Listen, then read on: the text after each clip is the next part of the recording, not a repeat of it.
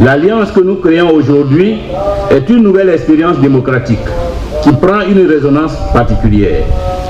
Pour chacun des partis de la plateforme, comme pour chacun de ses dirigeants, c'est un gage de crédibilité supplémentaire.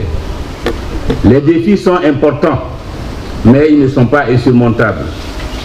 Pour les relever, l'Alliance doit d'abord pouvoir tirer profit de l'expérience de chaque parti membre. Notre force viendra de la force de chacun de nous. Le premier de ces défis, c'est celui de la normalisation du pays par le dialogue politique.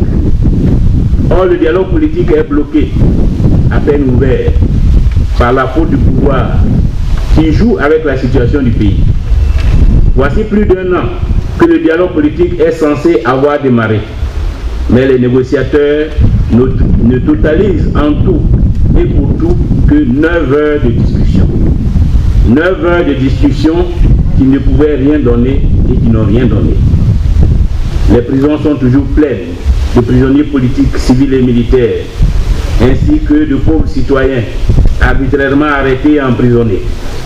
Les comptes bancaires gelés depuis bientôt 4 ans sont à présent congelés. Les exilés et réfugiés ne sont pas rassurés par le régime. Ils préfèrent souffrir et mourir à l'étranger que de venir vivre l'injustice et l'oppression dans leur propre pays. Des domiciles et des plantations continuent d'être occupés de force.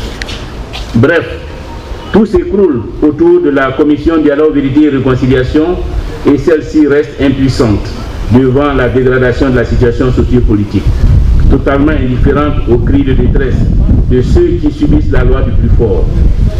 Les conditions de la récente déportation de Blé Goudé à La Haye illustrent bien le drame de l'impuissance et de la décadence que vit le pays.